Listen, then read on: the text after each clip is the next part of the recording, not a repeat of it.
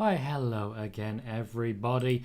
Welcome back to the Tom Colohue YouTube channel, where today we are going to be talking Survivor Series because we finally have something to talk about for Survivor Series. They've finally given us something to actually sink our teeth into after what feels like months of nothing. It does feel like both Raw and Smackdown have sort of ground to a halt in what they've been delivering recently. Not in a good way. There are times when a nice slow pace can be a good thing. This is not one of those times, because we've just had nothing for a while, but finally, we can see what we're looking at for Survivor Series. And my God, these are some strange teams. Some very strange teams. I'm going to break down the teams in depth and talk about the choices made in just a moment. But firstly, I want to say hello to Ed, saying it's time, it's Tom time. Wonderful. Say hi to Rob, who's saying hi, Tom. And say hi to Alan, who says, hi, Tom, how are you doing? I had a fucking great weekend. There is a card game called Throw Burrito, where you literally throw squishy burritos at the opposition in order to make them lose points. The girl that I've been seeing has two quite young children, one 8, one 11. And at some point, she realised that we were triggering throwing of burritos, picked one up and threw it full pelt into her youngest child's face. And I thought to myself, this is my person. This is my person right here. I had a very good weekend. How is everybody else doing? How is everyone else doing? Ed says, I think King Woods will be the sole survivor, leading to a title match at day one. Day one seems an obvious choice for a title match between Woods and Roman. They've definitely been positioned like that. And being sole survivor could definitely work in that regard.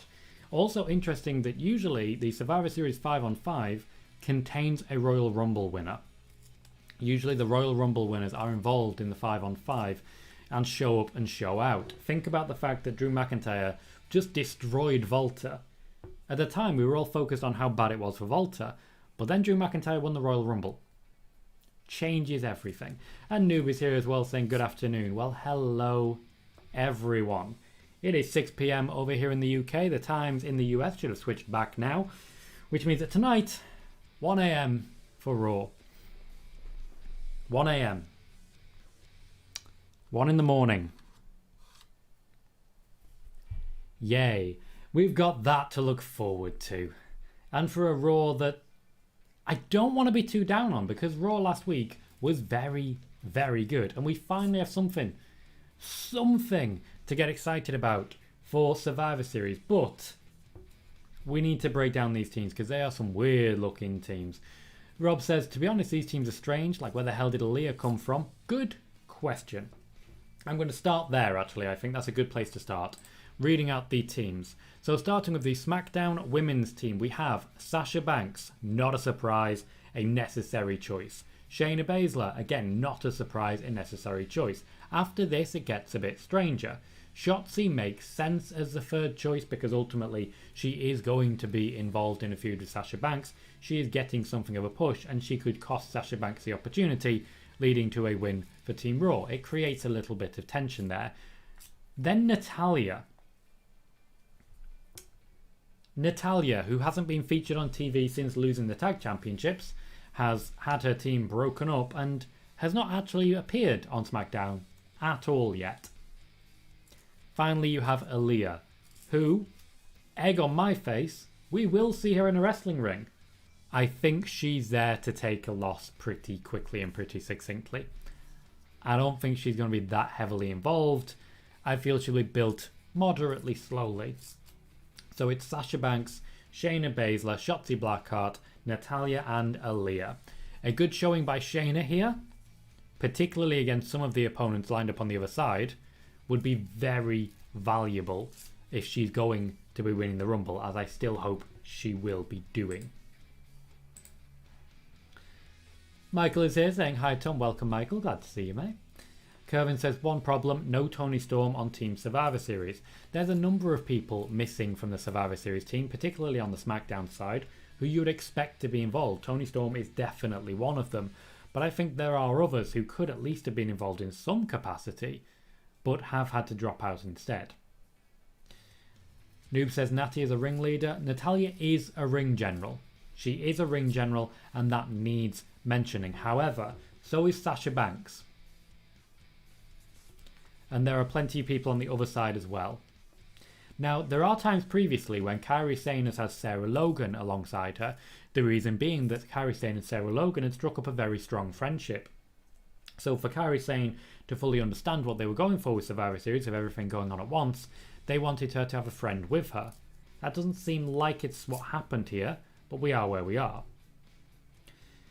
Anand says the Survivor Series teams do indicate that Seth will lose his championship match against Biggie if the match takes place before Survivor Series, and no title changes will be done before Survivor Series. I'll be talking about this a little bit more in spoiler warning, but it is very telling that they have announced the teams now. Because as Kervin says there, Becky Lynch versus Charlotte is going to happen. Yes, it will. This also guarantees that Seth Rollins versus Big E will surely not happen before Survivor Series. In fact, this locks in place the fact that not much is actually planned to change, and yet there are so many planned championship matches in and around the whole thing. Rob says I was rooting for Naomi, but I believe they are going to include that decision into the story with Sonya. I would have still liked to see Naomi involved if she is being pushed. I think she is a potential Royal Rumble winner with the way that she's being pushed at the moment, but I think Shayna is the obvious choice, and having her separate here from the story with Sonya and with Naomi is a very good thing for her future because it shows she can act independently. We kind of need to see that. Michael says, I wish Tony and Naomi were on Team SmackDown and Tegan on Team Raw. Michael, while you're there and on that topic, can you tell me who you would personally choose to drop out? You know how we work. I'm not asking purely to judge her in any way, shape or form. I'm just curious as to who you would personally have drop out and replace with Tony and Naomi. I think I know who. I think it's the same as me, but I still think it's worth asking the question. If we switch now to the Raw women's team, this is, I feel, I wanted to say a stronger team, but then actually looking at it, I'm really not sure. Really not sure. So the Raw women's team will feature Bianca Belair, Rhea Ripley, Liv Morgan, Carmella, and Queen Zelina. This makes sense. This really is, outside of Becky Lynch, our top 5 on Raw at the moment. Liv Morgan is building up to challenge Becky Lynch. That makes sense. And then you have natural opponents across the barriers. Bianca Belair and Sasha Banks naturally have a very long-term feud. Rhea Ripley and Shayna Baszler are very much the same. This makes for a very exciting combination, particularly through those top 2 on either side. Carmella and Zelina Vega have been very involved recently, and Zelina Vega has been getting something of a push. So I can see Zelina maybe taking out Natalya, Aaliyah, and even Sasha Banks. Though Liv Morgan, I feel, will be the one to eliminate Sasha. When it comes to winners, based on the fact that I feel Shayna Baszler is likely to win the Royal Rumble, I will give it to SmackDown. However, this is a stronger Raw women's team.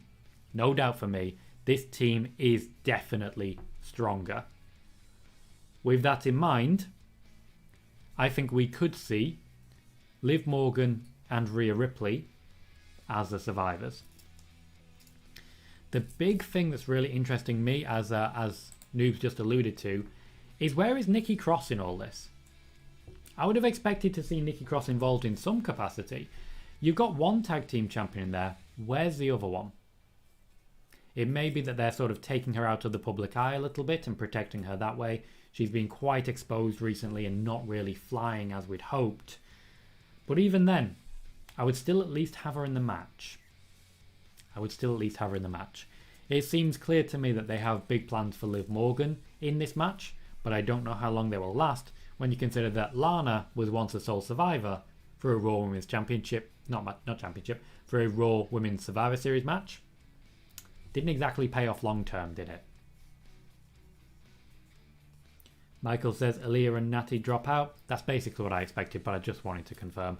And honestly, I can kind of see that. Rob says easy. Aaliyah, I'll take Toni Storm over her. If I was going to drop anyone personally, I would drop Natalya over Aaliyah because I feel Aaliyah at least needs a chance to get involved. I'd like to at least see her wrestle before then making a decision as to whether or not she has what it takes long term per se. But I do also feel that she may have been one of those rumoured extra 10 or so people who could have been on the way out. Outside of that, I'll leave it there. But but I do believe she may have been one of those potentially on the way out. Before we get to the men's teams, please do consider clicking that thumbs up and that like button. Pardon me. It makes a big difference to me and my channel. It's a big help in our growth, and also basically guarantees extra viewers in this stream right now. So if you are able to click that like button, please do consider it. It is a big help. And if you are yet to subscribe, please do so. We have a lot going on at the moment on this channel, including, as of Saturday, so 2 days ago, a video detailing why certain wrestlers were released in the last batch of releases. If that doesn't interest you, I really don't know what will. Rob says, that's why I said Aaliyah. I want to give her a chance to be pushed, so an easy elimination, I'll feel bad for her debut in the ring. And I think that's very fair. She deserves a chance to do something, but I don't know if she'll be pushed per se. I'd just like to see her wrestle for once.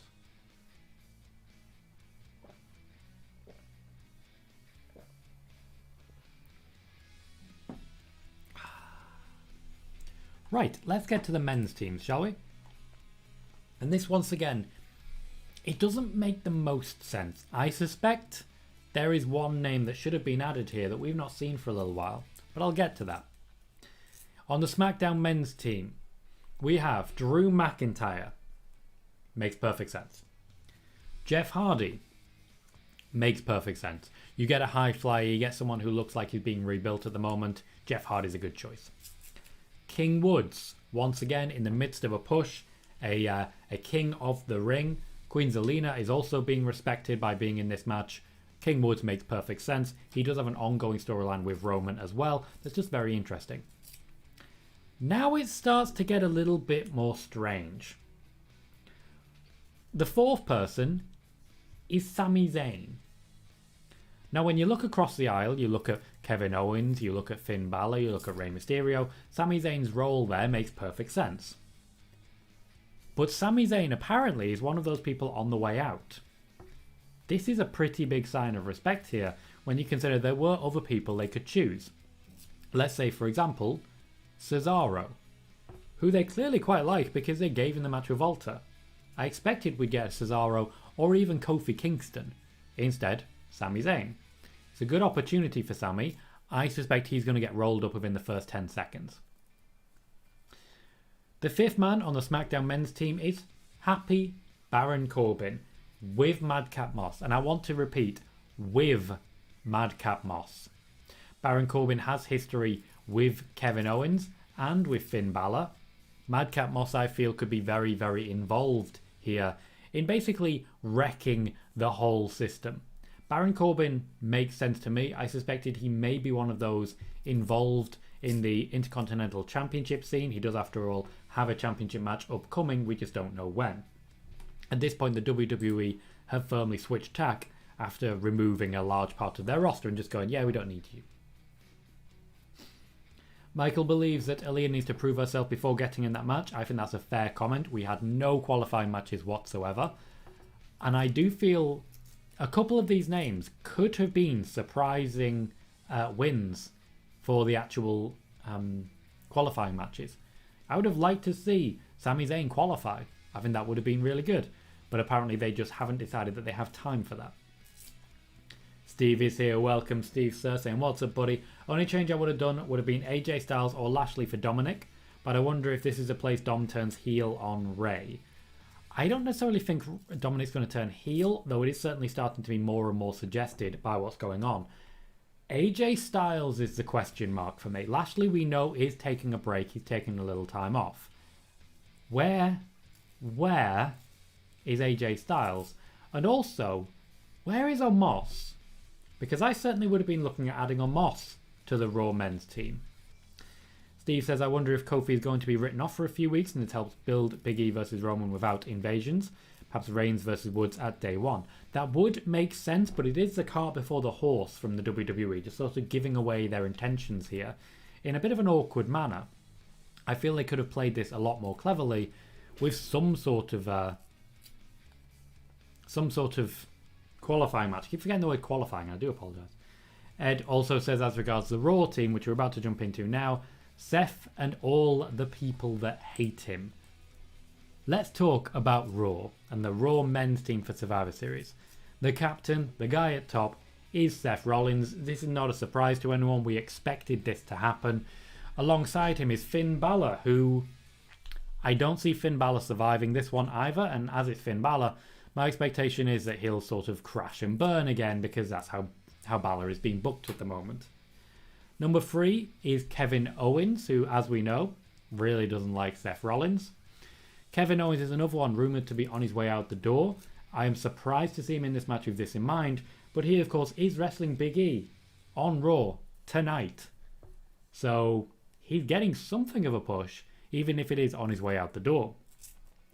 Numbers 4 and 5 are the surprising ones for me. Rey and Dominic Mysterio. My expectation here was AJ Styles and Omos. Because Omos, of course, is still being built, and AJ Styles is AJ Styles.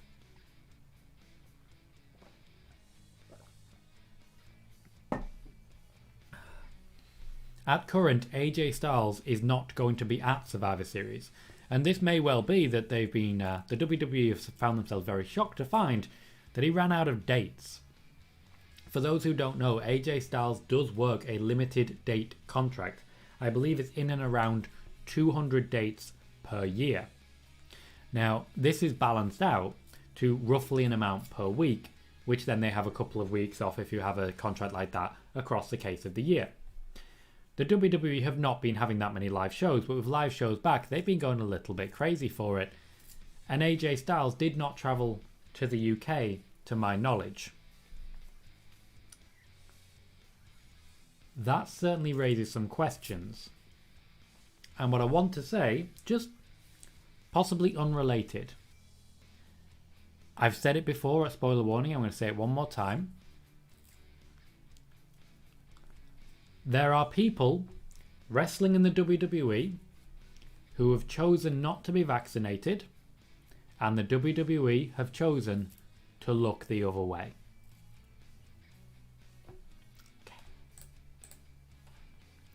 Right, let's jump back into the questions. This is an Ask Me Anything stream, so if you would like to ask a question, please go ahead and do so. One of the reasons the streams do so well is because we get so many questions that the streams are able to go on for quite a long time. I really do appreciate all the questions that we get, all the likes that we get. I even appreciate that one dislike that I now see on the video. One person has just hit dislike, and you know what? I kind of respect that too. Michael says, I'm afraid Liv won't have much of a chance to get a bigger push than just a short feud with the champion. I mean, that's a fair pardon me. I think that's a fair comment, but I don't think it's necessarily a big negative. Liv versus Becky will be the biggest match of Liv Morgan's career by quite a distance. Even just touching that championship match, Liv will get over a little bit more by association. It's a good thing for her, but it depends on the follow-up. I was hoping that we would still see Becky and Liv after Liv beat Carmella at Extreme Rules. It didn't play out that way, but it is playing out that way now. It looks like the draft got in the way of that one. I do think we're going to at least have a feud. I don't think they're going anywhere near WrestleMania, and I do think it'll be a day one, maybe a Royal Rumble feud as well. It'll be a very good thing for Becky. It'll be a very, very good thing for Liv, and I'm quite excited for it. Anan says SmackDown teams, both men and women, look average, apart from one or two top stars currently. Did expect much stronger teams from SmackDown. SmackDown were a little bit gutted in the draft, and they were left with a bit of a shortage of people. Not a long-term shortage by any means, by any way, shape or form, but for the short term they are missing a couple of big names. The fact that we're not seeing Cesaro or Sheamus in this Survivor Series match, that's a confusing one for me. I would have liked to see them added.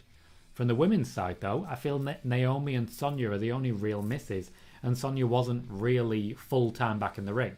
She did return to the ring against Naomi. Long-term, I believe we'll see Naomi versus Sonya at WrestleMania, but she's not fully and officially back, as it were. Rob says, with how the SmackDown teams, both men and women, have shaped up, we can easily tell who will be the stars of the match to potentially put someone new over. Many feel Bianca will be the sole survivor. Not sure on that one, especially with Shayna Baszler involved. Shayna Baszler might be one of those who's eliminated by countout. I can see Rhea and Shayna just basically fighting into the back, as it were. And as much as I'd like that, I'd also like to see them then fight through the crowd like an hour later in the middle of someone else's match. That would just be fucking hilarious, and I'd really enjoy it. Maybe not actually during someone else's match, though. I spoke out of turn there, but I would enjoy something of that regard. Bianca, I feel, will be rebuilt a little bit here. I think Sasha Banks is going to take a pretty early loss, and Sasha will be the surprise out, which is why Natalya is there. But I do think Shayna Baszler has a lot to prove in this match as well. If they're going to start the rebuild towards a Royal Rumble match, someone from this match will be getting that push. And says, I have a feeling this time there will be no brand invasions, looking at the way WWE are building Survivor Series till now, and teams announced about any qualifying matches or in an interesting manner. I do feel there will be invasions, but I don't know who is going to be invading who. The issue is the people at the top will not be bothering to invade. Roman Reigns doesn't care enough about Raw to invade it, and Biggie is never going to attack his New Day brethren. It's just not going to happen. So I don't think there are the people at the top to lead invasions. Women's divisions, however, I could see that a little more. I could see Charlotte and Becky leading invasions against each other. I could definitely see that, and I'd be excited for it. I just don't think there are any particular plans for it because of additional tension between Becky and Charlotte. Ed says no Omos, so he didn't have to lose. There are ways around that. Look at Braun Strowman. Braun Strowman lost by countout because James Ellsworth, you remember James Ellsworth? Yeah, that guy, grabbed hold of his leg from underneath the ring. There are ways to do it. It's usually involving a countout or a DQ, and it's not very inventive, but there are ways to do it. Kermit says all Raw team for the men was on Smackdown 1 month ago. Yeah, the whole brand supremacy thing? Nah. I don't buy it. Just a full-on nah. Kermit says don't forget Ricochet or Mustafa Ali. Good calls. People I could see involved. I like where they're going with their storylines. I think Survivor Series might be a bridge too far, but I would have liked to see them involved in some way. Maybe they could be on the pre-show match as a tag team against Styles and Omos. Maybe. I can see Liv Morgan help Charlotte to beat Becky Lynch. I definitely can't see that. Liv Morgan is a face. Charlotte and Becky are both heels. Liv Morgan will not be helping out in that regard, in my opinion. Steve says, run out of dates. Get your checkbook out, WWE. Gives us more AJ. I don't think AJ would accept the money, to be entirely blunt. He chose a limited date contract to spend more time with his children. And nothing but respect for the man for that. Michael says, will there be a women's elimination chamber match next year? There is one planned. It's just not planned to be at an elimination pay-per-view. There will be at least one elimination chamber match over the course of the year. But the WWE have basically made the decision that TLC, Hell in a Cell, Elimination Chamber, even Extreme Rules are out the window. Out the window. We will still get at least one Hell in a Cell match a year. It just won't be at Hell in a Cell.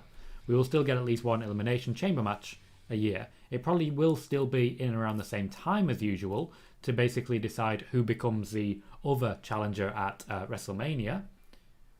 But it's not formalised at this time.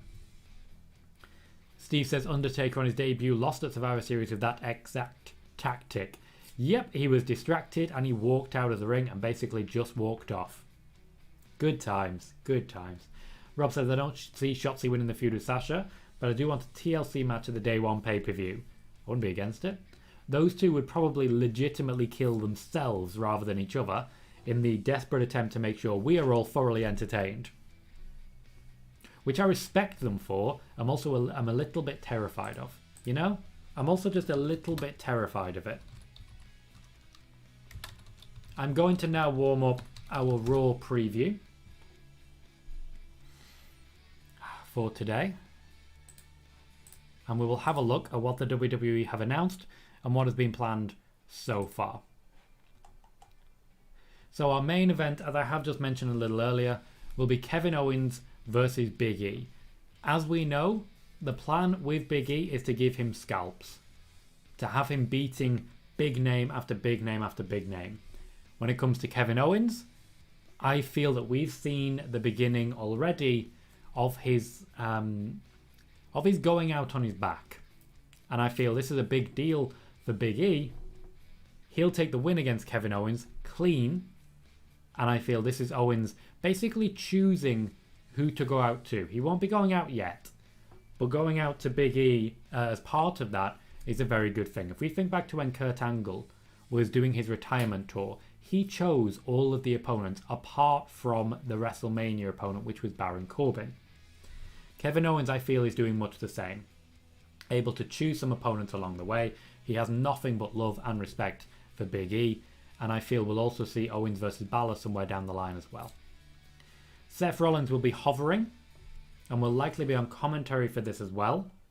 So I do feel the way that Kevin Owens is involved the way that Seth Rollins is involved will basically inform what will be the planned end for this match. Before I continue, please be aware that if you have not yet done so, you can click subscribe. It's absolutely free and you will get daily wrestling news videos. The daily news video today was about job security in the WWE. We share some exclusive news here on the Tom Colohue channel, which you can't get anywhere else, apart from the Tom Colohue channel on Twitch at Spoiler Warning, which is twitch.tv/Tom Colohue. Also, if you haven't yet, please do remember to click like. It's one of the easiest ways to support the channel and help us grow, and I very much appreciate it. Michael says it's not a bad way for KO to go if he is. It's really not. Absolutely not. Liv Morgan has stepped up to Becky Lynch and Becky Lynch has walked away. Today, Liv Morgan goes on the chase. She's looking for Becky and she also needs a bit of a rebuild herself. I suspect Liv Morgan will be wrestling tonight with Becky Lynch watching from a safe distance.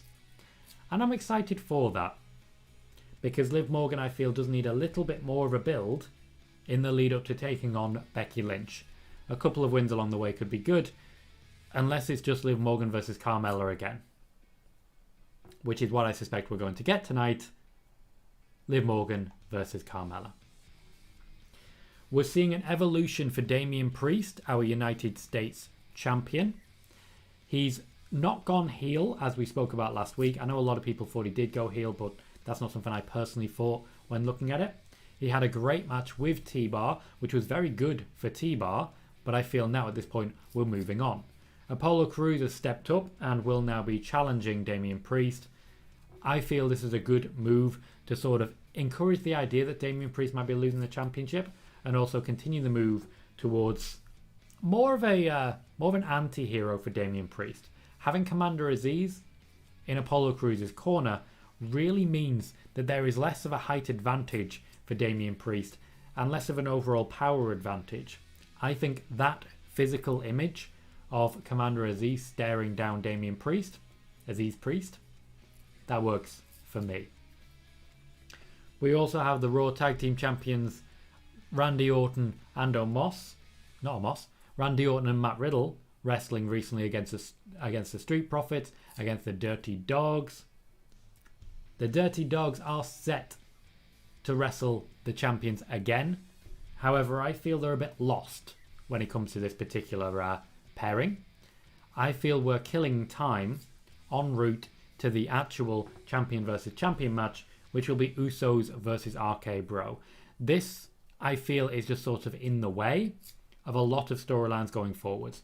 We've spoken over the last few months, basically, about the fact that the WWE has entered a holding pattern with no December pay-per-view, with the draft, with Survivor Series and the brand versus brand concept. They haven't been able to really build new storylines, even though they are trying to. For me, I just think RK Bro need a little bit more to really get them going. Bobby Lashley has been missing in action since fighting Goldberg in Saudi Arabia. That will continue this week. I do believe Bobby Lashley will return either at the Royal Rumble or after Survivor Series. I do feel one of the reasons we're seeing so many new and different wrestlers getting airtime is because so many have vanished in the last few weeks. You look at Edge, you look at Bobby Lashley, you look at AJ Styles, a few people have made way, and it's been to the benefit of a lot of others. The Miz was eliminated from Dancing with the Stars last week, and I do feel we're going to see him back this week, at least in some form of vignette or backstage segment, probably with John Morrison. I don't think we'll see him wrestle. I think he will take something of a break. But I do look forward to seeing The Miz back because I've got to be honest, I've missed him.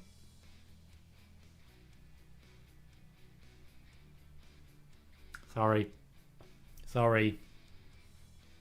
God, I'm so sorry. So sorry.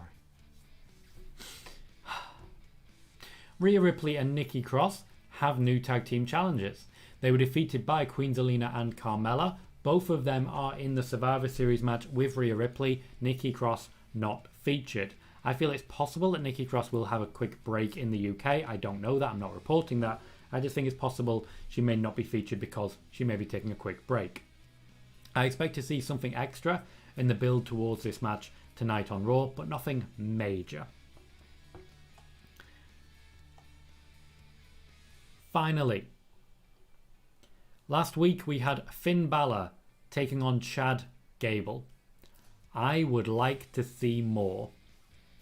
All I'm going to say is that I hope they wrestle again. However, Finn Balor is still in the UK and is unlikely to feature this week. So what I'd like is another exhibition match, but this time I'd like Chad Gable against maybe Cesaro. We've seen that a couple of times, but not really seen it given enough time. Maybe Chad Gable versus Damian Priest. I would like that as well. Basically, I'd just like to continue to see Chad Gable because that's all I really want in life. There's a number of wrestlers still missing in action. Elias, Jackson Riker. Doudrop did not feature other than a brief appearance last week backstage. No Eva Marie means that she doesn't really have a storyline right now. So there's a number of people who could pop up. And after the amount of releases that we've had, no Keith Lee, no Karrion Kross. This Raw is going to be quite similar to last week's because it has to be. It legitimately has to be at this point. Anand says, do you think Shotzi's heel turn will get a response similar to what Becky got when she turned heel against Charlotte in 2018? Because crowd response was good when Shotzi attacked Sasha. Absolutely not. I don't see that happening on the basis that Becky built her heel turn for about 3 years. For about 3 years she built that. And it all comes down to one particular promo with Daniel Bryan backstage before the second Money in the Bank. The second Women's Money in the Bank, I should say.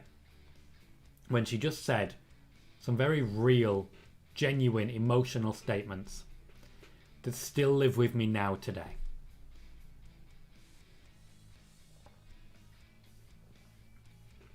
Rob says, you know, Tom, me and you are big Balor fans. That is true. I've always wondered this. They give Balor win after win after win after win on Raw and SmackDown previously, but lose big matches, but then win on TV. Yes, they want to keep Balor quite high up, but they don't want to actually put championships on him, basically. He's believed in to a degree, but they're trying to keep him strong so that it matters when he loses. But it doesn't matter when he loses because Finn Balor without the paint is a proven loser, and now Finn Balor with the paint is a loser too. They need to work out something new for Finn Balor. They need to make some changes. Noob says, that's what I'm afraid of, and that's Liv Morgan keeps losing to Carmella. If she's being built towards Becky, she definitely won't be losing, but we'll see how that goes. Ed says, thoughts on Bron Breakker being on the UK tour so early in his career. It shows how high they are on Bron Breakker. They do have high hopes for this guy. They do have big plans for this guy, but we didn't know just how big until we got here now. Bron Breakker is the face of NXT 2.0. He really is. And the fact that so many people have been released means that he has a route to the top. A genuine route straight to the top. Especially if we are going to lose Johnny Gargano, Kyle O'Reilly, Kevin Owens, Sami Zayn. They still need people, and they've really cut down the rosters. So we are going to be seeing the same people every week. But they'll get longer matches. They'll get bigger action. They'll get bigger spots. There's good stuff coming. Steve says, do you feel there is a chance that Carmella and Queen Zelina win the tag titles from Rhea and Nikki? Still find it strange one tag champion is in the Survivor Series team and not the other. I do feel that win will come. I feel Nikki Cross will be the one taking the pin. Unfortunately, as Rhea Ripley is someone that the WWE still believe in. Take that as you wish. The fact that only Rhea is in the Survivor Series team and Nikki Cross isn't involved at all suggests to me that Nikki Cross may be taking a bit of a break, but as I say, it suggests. That's not me reporting anything. And Noob says we've got Asuka, Alexa Bliss, The Miz, Bobby Lashley, MVP, Edge, Nikki Cross, Finn Balor, Riker, Elias and Doudrop out this week. That is basically what I would expect, yes. Asuka will be returning, but not anytime soon. Same can be said of Alexa Bliss. There are no plans to bring them back before Survivor Series, and no plans to bring them back by looks of it before the Royal Rumble either. When it comes to The Miz, I expect to see him back soon. Bobby Lashley, probably early next year, probably the week after day one, I expect to see him return. MVP is cleared to return soon, however, he'll wait for Bobby Lashley. Edge will return with the Rumble. Nikki Cross, again, not sure. Finn will be back next week. Elias and Riker, really not sure. Elias, I don't know what's going on with him. I just don't think they're pitching anything interesting, but I'll have more on that later. And Doudrop just doesn't have a storyline at this point. Rob says, I really miss Bayley. Just had to throw that out there. And Rob, I respect that. I'm still hoping that Bayley will be the one to win the Royal Rumble, but we can't bank on it at this time. That has been a look at the Survivor Series teams and a Raw preview. If you haven't yet done so, please remember to click that thumbs up button. Every like can go a long way, and I really do appreciate it. We are currently sitting at 743 subscribers here on YouTube, and we continue to build. A big thank you to all the new subscribers who have joined us, to everyone who jumps in and asks questions. I am really grateful for that, and it means a lot to me that so many people are more than willing to give me the time and the benefit of the doubt. Thank you, Ed, saying the rumour look back, which is what we are going to do next before we wrap up. For those who don't know, thank you for the reminder, Ed, I was going to forget. For those who don't know, Cage Side Seats do themselves a rumour look back every week that looks back at the wrestling rumours from 6 months ago and says, were they true? Were they false? This one came out yesterday, and it's a good way to look at the dirt sheets, even the more well-known and renowned reporters, and see who's gotten what wrong. Because everyone, and I mean everyone, gets things wrong sometimes. That's the whole point of this. So we're going to read through this and look at everything that's been reported. Some of which is a surprise, and some of which isn't. Some of which has been proven true or false, and some of which has not been proven one way or the other. So I'll make it clear as we go through. Firstly, from Fightful Select, Roman Reigns' new entrance theme has been in the works dating back to shortly after his return at SummerSlam last year. There is no real evidence of this beyond that report as of yet, so even after 6 months we cannot say one way or the other that that is true or false. Speaking of Reigns, a Universal title match against Cesaro is expected for the upcoming WrestleMania Backlash show. Now, this was reported by Dave Meltzer, and it was also reported by myself several months before that, because I was able to report it before WrestleMania and in and around, I think, a month after the Royal Rumble as well, to be completely honest. That is true, but not that big a surprise by May 1st, 2021. Also on May 1st, 2021, WrestleVote says a location for SummerSlam is in flux, and an announcement likely isn't coming anytime soon. It was announced the next month for Las Vegas. I'm not sure if I can really call that soon or not soon, to be honest. So I don't know with that one, and I'm not willing to say where I can call that true or false.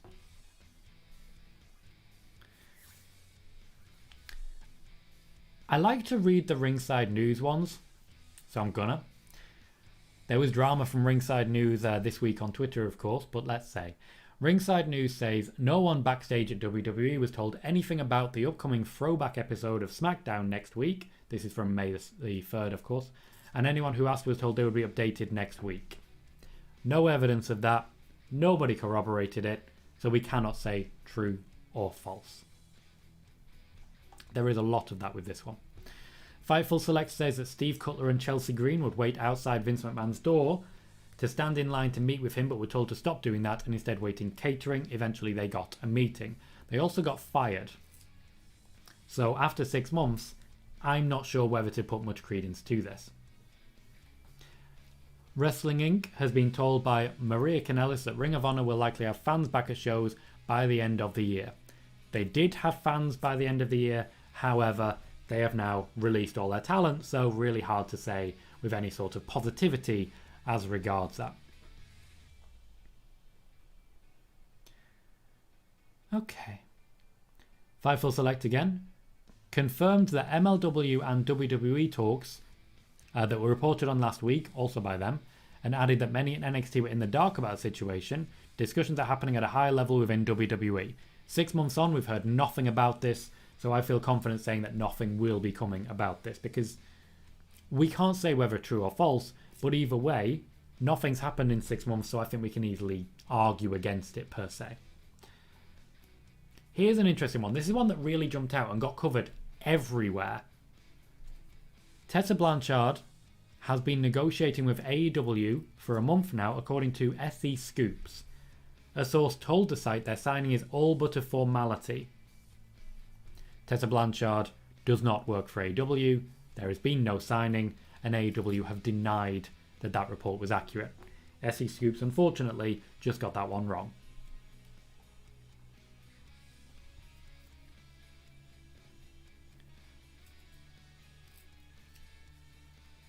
Okay, here's a dispute of that previous one. While rumours got around that Tessa Blanchard was on the verge of signing with AEW, PW Insider says that's not the case, and not only that, but 0 conversations between the two sides have taken place. Again, we cannot say one way or the other that conversations did or did not take place, but if AEW deny it, I would side with AEW on that because they are a first-hand source. And I will never argue with a first-hand source.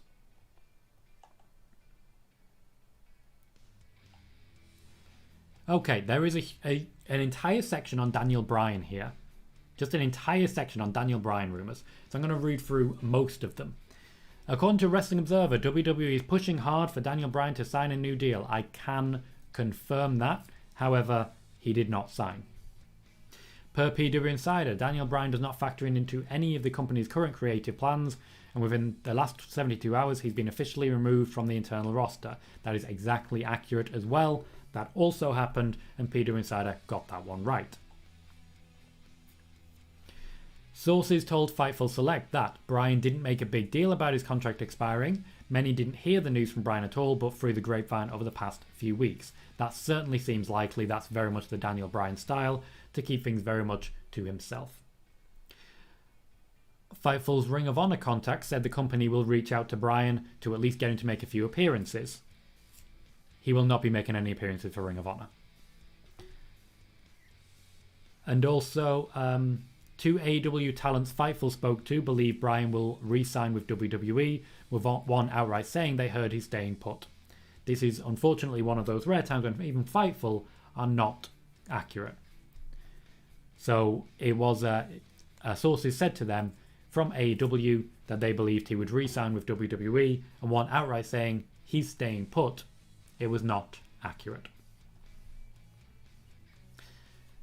For our last section, the Randy Orton Riddle team will be a long-term act, which will get a sizable push according to PW Insider, and merch is on the way.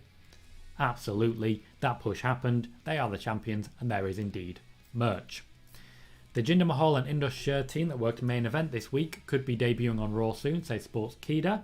That did indeed happen, though I can debate the word soon. NXT is working to keep the identity or identities of the Diamond Mine gimmick under wraps for as long as possible, but a WWE source told Fightful Select they don't want fans expecting Blanchard to be part of the act. Then they probably shouldn't have used that diamond, because it sure as hell felt like they were trying to make people think that was going to happen. That is our rumour look back for this week. Austin's here, says all these releases are crazy. Absolutely. We have a full video on those releases on the Tom Colohue YouTube channel. Let me quickly grab that.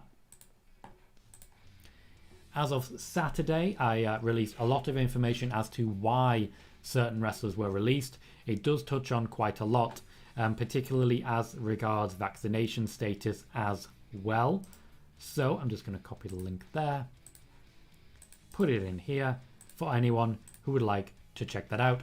And please don't forget that today's video, which was released just 45 minutes ago, is about job security in the WWE, and that is the second one that I am pasting now. I'm just going to put at the beginning, job security, and put a space. That is our show today. We will be back on YouTube on Friday for our Smackdown preview, and we will be live in just over 3 hours for spoiler warning on Twitch as well, where we will be sharing more wrestling news about the Survivor Series teams, about the releases, and so on. Also a little bit about AJ Styles. In the meantime, I want to say a huge thank you to everyone who's joined us. Thank you to Ed for moderating, as always. And thank you for everyone bringing in questions, clicking like, hitting subscribe, and more. Thank you, everybody. I've been Tom Colohue. You've been fantastic. And I'll see you all very soon.